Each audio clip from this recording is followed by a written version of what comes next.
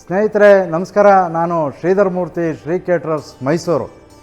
ಈ ಶ್ರೀ ಕೇಟರರ್ಸ್ ಕಳೆದ 25 ವರ್ಷಗಳಿಂದ ಬಹಳ ಅಚ್ಚುಕಟ್ಟಾಗಿ ನಡ್ಕೊಳ್ತಾ ಬಂದಿದೆ. ಎಲ್ಲ ನನ್ನ ಗ್ರಾಹಕ ದೇವರುಗಳ ಪ್ರೀತಿಗೆ ಪಾತ್ರವಾಗಿದೆ.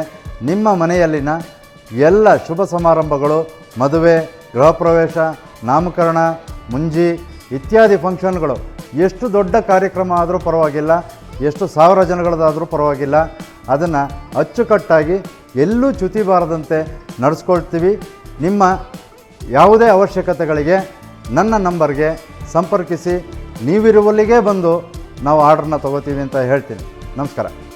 ಇವತ್ತು ಒಂದು ವಿಷಯ ತಿಳ್ಸೋಕ್ಕೆ ಬಂದಿದ್ದೀನಿ. ಏನಂತ ಅಂದರೆ ನೋಡಿ, ಈ ಕ್ಯಾಪ್ಸಿಕಮ್ ಬಗ್ಗೆ ಎಷ್ಟು ಗೊತ್ತು ಅನ್ನೋ ಲೆಕ್ಕಕ್ಕೆ. ಈ ಹಳದಿ ಕ್ಯಾಪ್ಸಿಕಮ್ ಇದೆಯಲ್ಲ, ಇದು ಎ ಮತ್ತು ಸಿ ವಿಟಮಿನ್ನಿಂದ ತುಂಬಿರುತ್ತೆ. ಒಂದೊಂದು ಕ್ಯಾಪ್ಸಿಕಮ್ ಒಂದೊಂದು ರುಚಿಯನ್ನು ಕೊಡುತ್ತೆ ಅಂತ ಅನ್ನೋದನ್ನು ನಾನು ನಿಮಗೆ ಹೇಳಕ್ಕೆ ಬರ್ತಿದ್ದೀನಿ.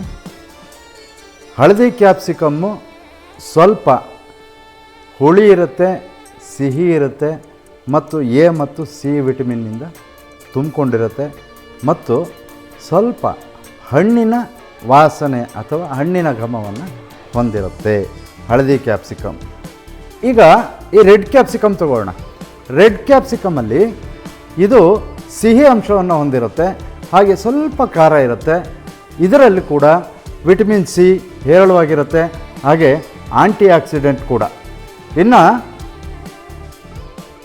ಹಸಿರು ಗ್ರೀನ್ ಕ್ಯಾಪ್ಸಿಕಮ್. ಈ ಗ್ರೀನ್ ಕ್ಯಾಪ್ಸಿಕಮ್ ನೋಡಿ, ಈ 3 ಮೂಲೆ ಇದೆ, ಈ 3 ಪೀಠದ ಥರ ಇರುತ್ತೆ. ಇದಕ್ಕೆ ಈ 3 ಮುಖ ಅಥವಾ 3 ಪೀಠ ಏನೋ ಒಂದು.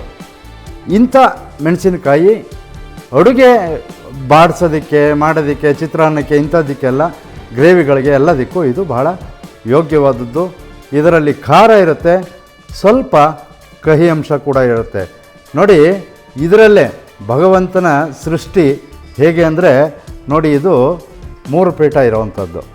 ಇದರಲ್ಲಿ ನೋಡಿ 1 2 3 4 5 ಪೀಠ ಇದೆ. ಇದು 2 ಒಂದೇ ಗಿಡದಿಂದ ಬಂದಿರೋದು, ಒಂದೇ ಜಾತಿ.